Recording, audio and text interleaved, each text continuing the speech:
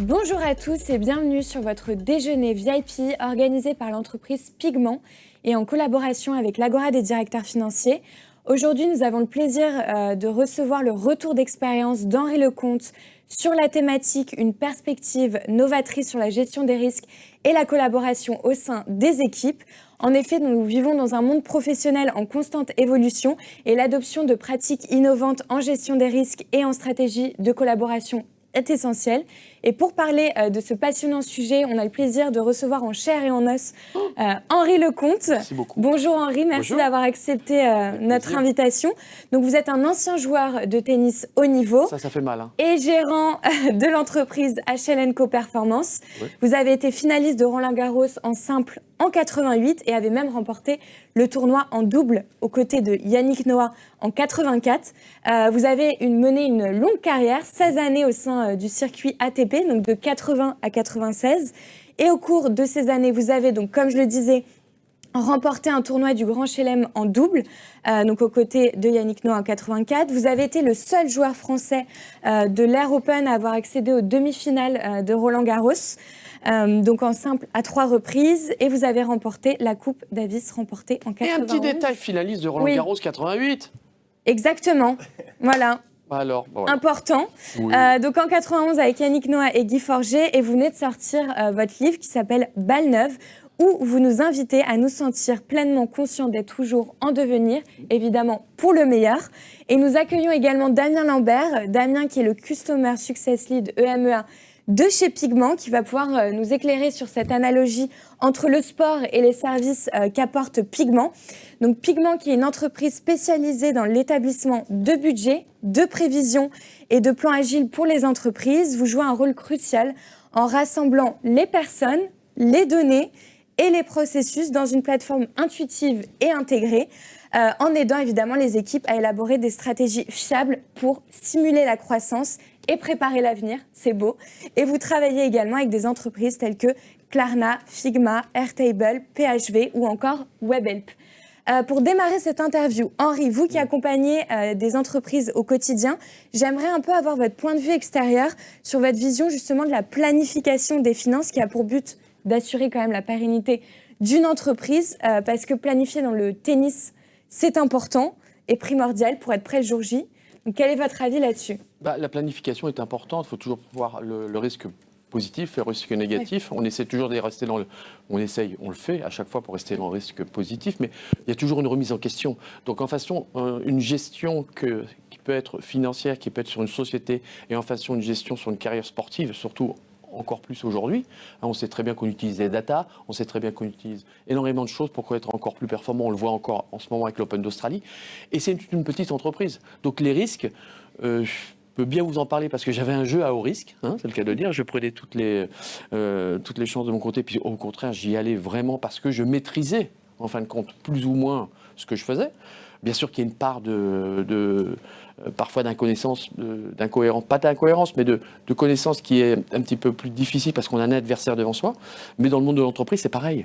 Je crois qu'on est obligé à un moment de pouvoir vraiment se structurer pour pouvoir aller de l'avant et calculer un certain risque, non pas mettre à 100%, mais peut-être un 30%, 40%, pour pouvoir évoluer avec son équipe. Ce qui est important, c'est d'avoir une équipe qui est capable de vous vous aider à aller dans la meilleure direction possible et de pouvoir écouter aussi tout l'entourage qu'on a autour de soi.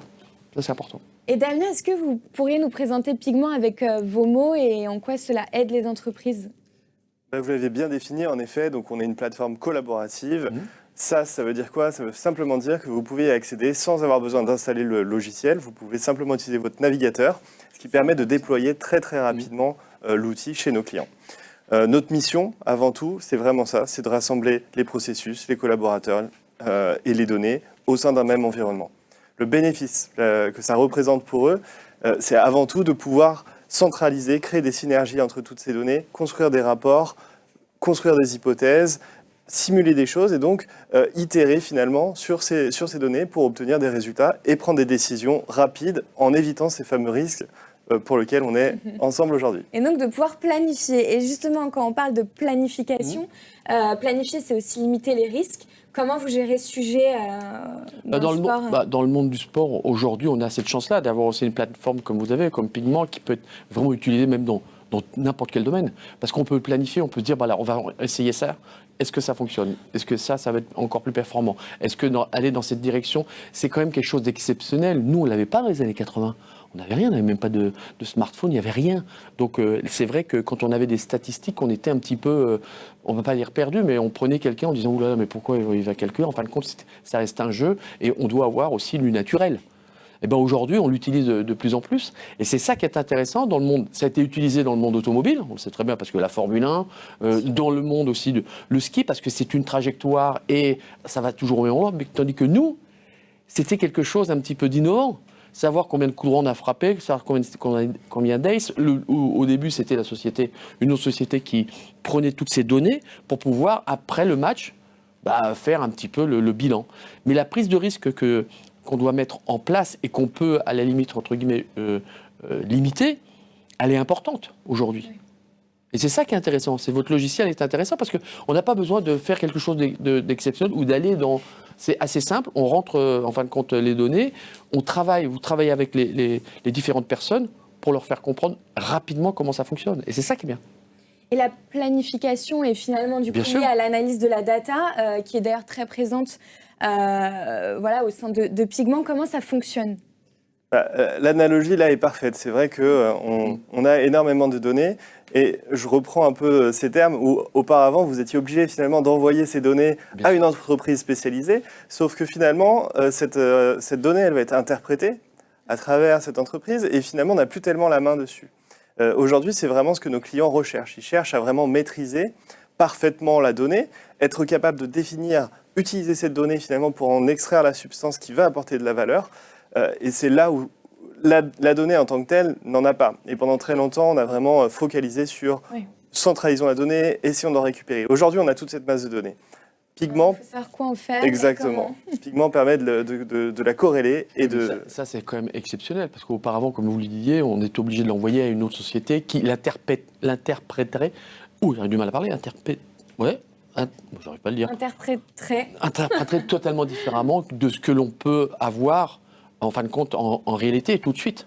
Donc c'est pareil, hein, une personne, puis une autre personne, puis une autre personne, à la fin, le mot est complètement différent. Donc c'est ça qui est intéressant aujourd'hui, et la rapidité. Oui. Et quels sont les défis potentiels liés à l'utilisation de cette data et comment les athlètes abordent le sujet? Les athlètes abordent le sujet, ça a été compliqué au départ de pouvoir l'accepter, parce qu'on s'est dit on va dépendre d'une machine en fin de compte. Mais la machine qui l'a construit, c'est l'humain. C'est l'humain, oui. C'est nous qui avons construit le cerveau, celui qui a construit l'ordinateur, c'est l'être humain. Donc, et de pouvoir l'interpréter, de pouvoir l'accepter, ça a mis un certain temps. Comme je l'expliquais tout à l'heure, dans certains sports, c'est normal et on en a besoin. Dans d'autres sports, on s'est dit, mais on ne va plus avoir, en fin de compte, le naturel, on ne va plus avoir un petit peu cette spontanéité, ce choix de pouvoir décider. Mais grâce à toutes ces datas et à toutes ces informations, ça nous permet aussi de pouvoir énormément progresser. Par exemple, sur le corps humain, sur comment réagir à certains efforts, comment on peut travailler. Moi, par exemple, qui a eu 3 hernies discales opérées, si j'avais pu avoir, bien sûr qu'on avait les scanners, bien sûr qu'on avait ce genre de choses, mais si j'avais pu savoir comment je fonctionnais et qu'on avait toutes ces datas, on aurait travaillé, en fin de compte, mes carences. Et c'est ça qu'aujourd'hui qui est exceptionnel, parce que tu peux le faire dans le monde du business, c'est exactement la même chose. On a une société, elle est très forte dans un domaine, comment elle pourrait s'améliorer? Alors généralement, les gens ils vont dire, bon, je vais travailler mon point faible. C'est une erreur considérable. C'est au contraire travailler son point fort pour attirer l'autre encore plus haut et pour être plus performant. Et ça, tout ce qu'on met en place aujourd'hui, c'est fantastique. Et en plus, comme vous le dites, c'est quand même simple d'utiliser. Moi j'ai arrêté mes études à 14 ans. C'était pour moi quelque chose de... J'en avais tellement peur de pouvoir vraiment aujourd'hui pouvoir utiliser... Mais bien au contraire, on y arrive parce que c'est simple. Et ça, c'est important. Et on a commencé à parler de collaboration d'équipe. Selon vous, quelles sont les principales menaces auxquelles peut faire face une équipe dans son environnement actuel? Je pense que la principale menace, c'est l'environnement qui va extrêmement vite. il va beaucoup plus vite que la capacité à s'adapter pour les entreprises. Et c'est aussi là la valeur que l'on pousse, et l'une de nos missions, c'est de pouvoir être très flexible et s'adapter extrêmement vite au changement pour pouvoir prendre des bonnes décisions. C'est également d'être proactif. Ça rejoint, typiquement, avec Pigment, on va éviter les hernies discales de l'entreprise.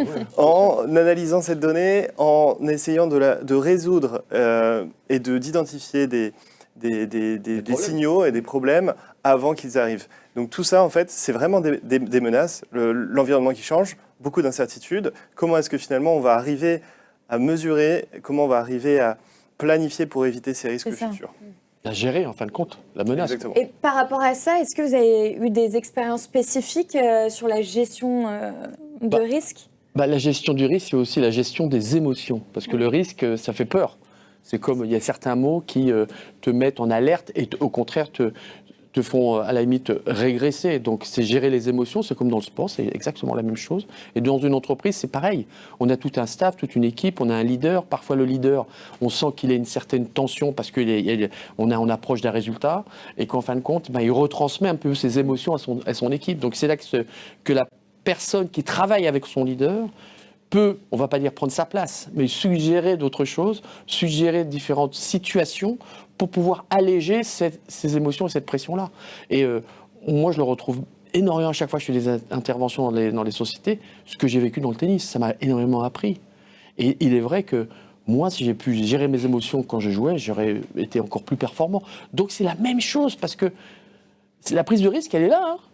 Elle est là pour le monde du sport, et les émotions sont reliées au mental aussi. Donc, bien sûr, les émotions et puis le cœur. Quand on dit on a du cœur, c'est ça, c'est le cœur, c'est pas le cerveau. Le cerveau, on sait très bien que quand le cerveau, il n'y a plus rien, mais le cœur il bat encore, t'es vivant. Hein, donc malheureusement, on ne va pas rester en végétation, bien au contraire, et de pouvoir accepter. Et ça, je pense que c'est le plus gros problème qu'on a un peu dans le monde du business, c'est accepter cette pression-là et ne pas à un moment se dire oh, ça va, non, je suis protégé, tout va bien. Et c'est là, c'est comme dans le sport. C'est là au contraire que tu fais pas ta traque et que, en fin de compte, tu te retrouves de haut mur avec une situation qui devient très compliquée. Et Damien, est-ce que vous pensez que l'innovation dans la gestion des risques nécessite peut-être une approche spécifique, une adaptation selon le type de secteur, un peu comme le sport, hein, entre le tennis, le foot, le ski? Oui, puisque les risques sont différents.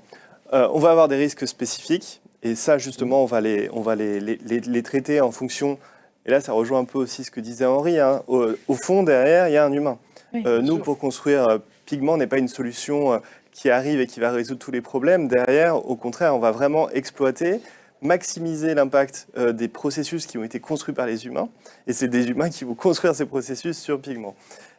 Donc ça, je pense que c'est vraiment clé par rapport à ça, parce que vu qu'il y a de l'humain, il y a des spécificités. Chaque personne va réagir différemment et va construire aussi quelque chose qui lui correspond, qui lui ressemble, qui correspond à son entreprise et qui correspond à son secteur d'activité. Et c'est là où c'est très intéressant d'avoir une plateforme ouverte, contrairement à finalement tout ce qui pouvait exister sur le marché pendant très longtemps, où on avait des outils extrêmement structurés, très peu flexibles, où finalement l'entreprise devait s'adapter à l'outil et non pas l'outil qui s'adapte à l'entreprise. Est-ce que, Henri, vous soulignez des différences spécifiques entre la gestion du risque et la collaboration d'équipe dans les différents sports? Dans les différents sports, dans le monde du business, de toute façon, on l'imagine bien, puis il y a toujours la fameuse phrase « test and learn ». Hein, nous, c'était pareil, on devait tester avant de pouvoir vraiment l'utiliser à 100% lorsqu'on était en match. Mais à l'entraînement, on est obligé de le tester. Donc vous, c'est exactement la même chose. Vous êtes obligé de vous mettre dans des situations autour d'une table, en disant « il y a un problème là, on le teste ». D'accord. Comme ça, lorsqu'on a pu un petit peu le tester, l'aborder, le gérer sous toutes ses formes, lorsque ça va arriver à un moment ou à un autre, on sera prêt. C'est ça le problème. C'est que jamais toujours... Et votre logiciel, c'est ça qui est intéressant, c'est que c'est simple. C'est pas compliqué. Mais justement, pour parler de simplicité, est-ce qu'il y a un langage précis au niveau de la plateforme? Non, alors c'est vraiment là aussi dans notre ADN, notre produit est aussi simple que de parler à quelqu'un finalement. C'est vraiment pareil que si je vais m'adresser à un collaborateur pour lui demander un rapport. C'est du langage naturel, donc pas besoin d'apprendre un code spécifique où il n'y a pas besoin d'informatique. Tout le monde peut le faire. Parce que les personnes qui sont dans le data, quand ils parlent, ils ont leur propre langage, leurs propres mots, et toi, tu es là, tu fais « Ah bon ?» C'est clair. Ah. Ça peut doit rendre les choses simplifier le compliquées. DSI pour... Bien sûr, mais c'est important, on revient à la communication. oui. Et la collaboration d'équipe. Bien sûr, du coup. et l'équipe, Ça simplifie. bien sûr. Exactement. Et en plus de ça, notre approche est très ludique. C'est-à-dire que au lieu de passer beaucoup de temps en théorie, c'est souvent la problématique quand on a besoin d'apprendre un code, on a besoin de lire des livres, on a besoin de lire une notice. Personne n'aime lire les notices. C'est quelque chose qui est assez complexe en général. Même les conditions générales d'utilisation. L'astérix en bas à droite. Voilà. Exactement. Donc on a vraiment une approche parfaitement ludique, exactement comme on pourrait le faire au tennis, où on va faire taper quelques balles au client pour qu'il puisse comprendre, avoir ses premières sensations, commencer à ressentir un peu la puissance de l'outil, comment ça fonctionne, quels sont les outputs de ce qu'il est en train de faire. Et ça lui permet de comprendre très rapidement comment on utilise la plateforme. Et là, du coup, on arrive sur quelque chose de très simple à utiliser, qui apporte beaucoup de valeur très vite. Ah, c'est simple. Et Henri, j'avais une question pour revenir par rapport à le tournoi que vous avez fait avec Yannick Noah, que vous avez remporté. Justement, c'est une collaboration d'équipe. Est-ce que vous avez des éléments clés qui vous a amené Les éléments clés, elles sont importantes. Pourquoi ? Pour plusieurs raisons. Il y a deux personnalités différentes. Il y avait la forte personnalité de Yannick. Moi, j'étais un petit peu le petit frère en dessous. Donc, j'écoutais. C'était lui qui avait plus l'expérience. Il avait gagné Roland-Garros quand même. Donc, il m'a porté vers le haut. Mais après, aussi, il a pu s'appuyer, en fin de compte, sur mes forces, un peu ma folie, les moments où, quand il y avait la pression, je lâchais le coup qu'il fallait parce que la pression n'était pas la même pour moi. Et puis, par moments, les craintes aussi que moi, je suis allé le voir pour pouvoir qu'il me rassure dans les moments aussi importants. Mais ça, le double, c'est un peu ça. C'est un binôme. C'est un moment où on sent que l'autre, comment tu à perdre un peu pied. Bon, on va le voir. Fait, non, t'inquiète pas, tout va bien. Tu es là, tu es en forme. Tu es solide, tu es là. Donc, tu l'encourages. Et tu vas tout de suite le réconforter dans ses points forts. Jamais dans ses points faibles, parce que tu vas pas avoir un collaborateur qui dit « Moi, c'est nul là, ce que tu as présenté, mais c'était une nullité. Mais qu'est-ce que c'est ce truc-là ? On avait bossé ensemble. » Là, c'est sûr que le gars, il se met sous la table. Par contre, si tu dis « Écoute, c'est pas grave, ça peut arriver, mais on va l'aborder d'une autre façon, comme sur un match de tennis. On s'est fait breaker, on est mené, mais le match n'est pas terminé. Rien n'est terminé. » Donc c'est ça, c'est vraiment une écoute, une écoute, une entente, un respect qui est important. Et puis aussi, il faut avoir ce petit truc qui vous permet d'être un peu différent. Voilà. Et quelle est l'importance de la phase initiale de compréhension des besoins du client dont vous parliez par rapport à la personnalisation ? Comment cette étape, on va dire, contribue-t-elle à aligner tous ces besoins ? Elle est essentielle parce que c'est comme la construction des fondations quand on construit une maison. Si les fondations sont pas suffisamment robustes, la maison va être fragile. Donc nous, notre objectif, c'est vraiment de pouvoir écouter, comprendre les enjeux, les besoins du client. C'est aussi là où on va créer ce binôme, c'est là où on va créer cette relation. Donc c'est essentiel. On investit énormément de temps à ce moment-là pour nous assurer que finalement, derrière, tout va bien se passer et que le client va vraiment être satisfait. Notre rôle, c'est performance sur le long terme, comme vous le disiez, parce qu'il y a des bases qui sont solides. Exactement. Dès le départ. Et Henri, quel enseignement ou principe issu, on va dire, du monde du tennis pourrait être appliqué justement au parcours client qu'on a abordé dans le contexte du coup d'une entreprise ?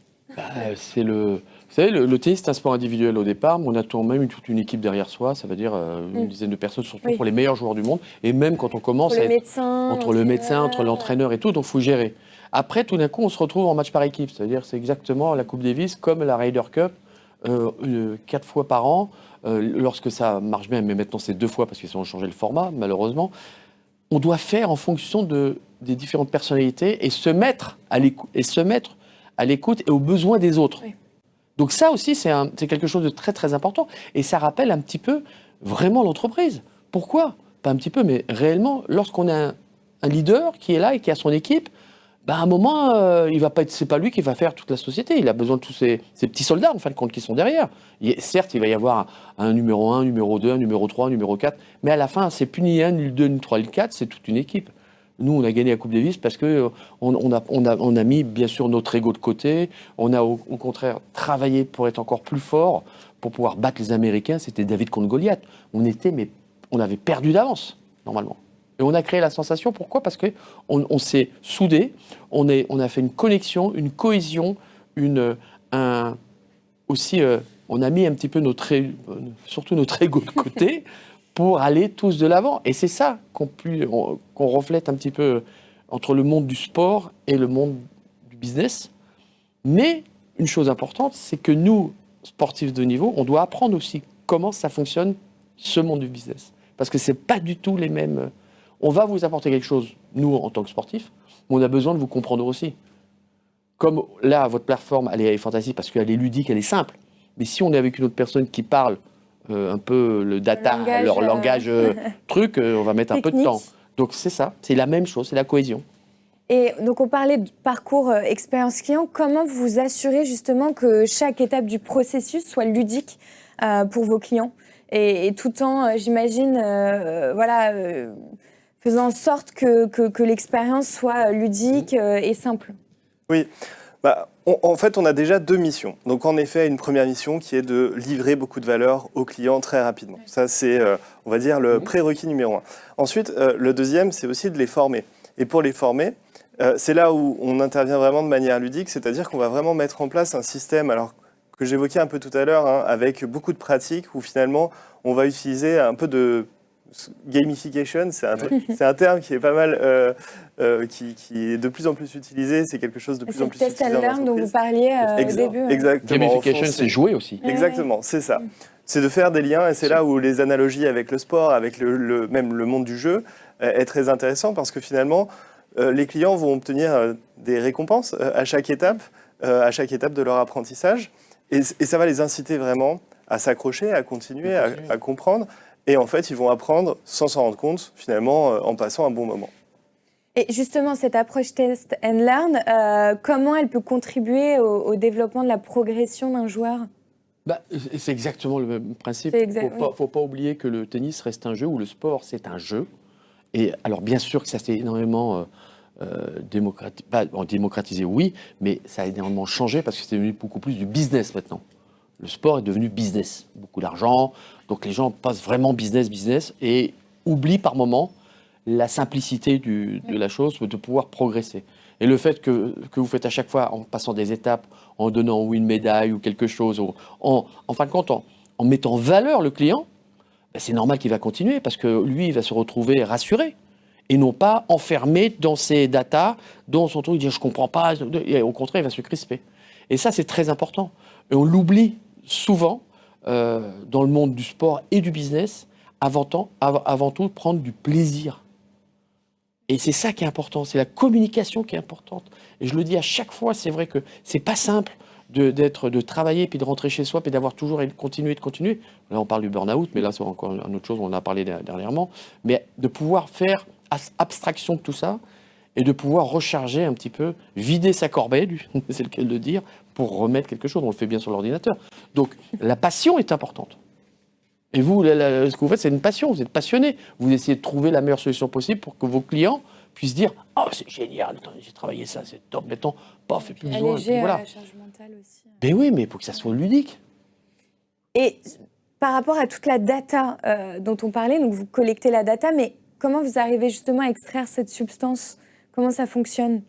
En fait, on va pouvoir vraiment utiliser les principaux axes dimensionnants des entreprises pour pouvoir analyser cette donnée à travers plusieurs regards. Surtout, ce qu'on va faire, c'est qu'on va fusionner en quelque sorte toute cette donnée. À nouveau, unitairement, cette donnée n'a pas beaucoup de valeur. Quand on croise ces données qui peuvent être internes ou externes à l'entreprise, on peut identifier des tendances, on peut identifier des risques, puisque là, c'est l'objet de la discussion, mais également des opportunités, parce que les risques, il faut les éviter, c'est bien, mais les opportunités, il faut pouvoir les saisir. Et c'est là où, vraiment, de pouvoir utiliser cette donnée, l'analyser à travers les axes principaux qui sont très spécifiques à l'industrie, aux clients, va nous permettre de pouvoir en extraire la valeur. Tout à fait. Par rapport au process.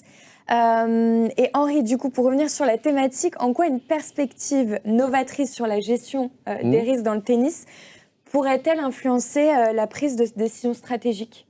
Elle est importante. Parce que la décision, on le voit encore dans le tennis actuel, quand on voit les joueurs, et notamment même que ce soit Roger Federer, Rafael Nadal, Novak Djokovic, ils ont mis le tennis dans une autre dimension. La préparation est importante, l'innovation est importante. Et après, évidemment, lorsqu'on a quelqu'un qu'on veut, où on veut réussir, moi j'ai réussi parce que j'avais Yannick. Hein. Yannick était plus fort, je voulais le battre. Parce que je voulais vraiment, et donc je le copiais, donc on essaie, et puis après on va dans une dimension parce que on va chercher encore quelque chose de plus performant. Et c'est la même chose dans le monde du business, c'est pareil. Lorsqu'on va voir une autre société à côté, on dit mais je comprends pas là, comment il l'a fait, c'est quoi cette innovation, qu'est-ce que c'est ces data, c'est quoi, donc on cherche, et puis après en fonction de ce que l'on a, en fin de compte, acquis, on va aller encore chercher plus loin. Et c'est exactement comme le même monde du sport. Si on copie le même entraînement que l'un ou l'autre, ça va être bien, on va être un peu plus performant parce que c'est quelque chose d'innovant pour nous. Mais après, si on veut le dépasser, il faut mouiller le maillot, il faut aller ailleurs, il faut aller chercher, il faut aller travailler, il faut aller encore analyser, évidemment, lui, ce qu'il fait de mieux que, par exemple, on va dire, il est plus souple, moi je suis plus raide, donc je vais devenir plus souple, mais je vais devenir encore plus tonique. Donc je vais avoir plus de densité, je vais avoir une vision du jeu qui va être totalement différente. Donc tout ça, et ce qui fait avancer les choses, en fin de compte. Dans le monde du business, c'est pareil. Et ce que vous faites, c'est bien parce que c'est simple, c'est ludique, mais à la fois, il y a une carotte. Ben ouais. Et on s'adapte de la même façon. On s'adapte de la même façon. Ouais. Bien sûr, au programme. Et alors, pour terminer l'interview, Damien, est-ce que vous pourriez nous dire en quoi la co-construction est-elle considérée comme un moyen de mieux anticiper les besoins du client, de comprendre leur impact et surtout, l'enjeu, c'est quand même d'atteindre leurs objectifs? Oui, en fait, personne n'est mieux placé que le client pour savoir quels sont ses besoins et qu'est-ce qu'il essaye de faire avec la plateforme, quel sera vraiment son gain. Donc c'est pour ça qu'on le met vraiment au cœur du déploiement de notre plateforme. Et ça rejoint, l'analogie était parfaite avec ce que vient de dire Henri, puisque en fin de compte, même si on reprend quelque chose qui fonctionne bien pour quelqu'un d'autre, oui, ça ne sera forcément pas la chose qui nous correspond et qui correspond à notre contexte, à notre entreprise. Et c'est là où avoir une approche très personnalisée, très personnalisée en fonction du client est extrêmement importante, puisqu'en fait, on va prendre en compte toutes ces caractéristiques pour pouvoir lui restituer la meilleure façon pour lui de grandir et de pouvoir gagner. Et même de dépasser finalement les attentes initiales. L'objectif, en fin de compte, n'est pas de pouvoir arriver au même niveau que la compétition, hein, mais c'est vraiment de la dépasser. Donc là, c'est ce que ça permet. Bien sûr. Merci à tous les deux d'avoir répondu à mes questions. Est-ce que vous voulez conclure peut-être un petit mot de fin? Non, un petit mot de fin. C'est là qu'on se rejoint tout à fait, le monde du sport et le monde du business, parce que c'est la prise de risque et c'est aussi l'innovation. Le fait de pouvoir en discuter, de parler de ce projet avec Pigment, c'est intéressant parce que même nous, dans la vie de tous les jours, on est obligé de se remettre en question et de pouvoir aussi évoluer à chaque fois. Et ça, c'est exceptionnel. Mais il faut être aussi à l'écoute. Écouter les gens, important. Je rejoins parfaitement. C'est vrai qu'on voit énormément de corrélations entre le milieu du sport, le monde du business, c'est clair. Ces nouvelles technologies ne vont pas remplacer l'humain, et je pense que là-dessus, on est d'accord. En revanche, ça permet d'améliorer finalement, d'améliorer l'humain dans le sport, d'améliorer l'humain dans l'entreprise. Et de dépasser. Et de pouvoir se dépasser, exactement, pour gagner la compétition. Quelque chose que peut-être on n'avait même pas imaginé. Merci à tous pour votre écoute et à bientôt avec Pigment et je l'espère Henri Lecomte.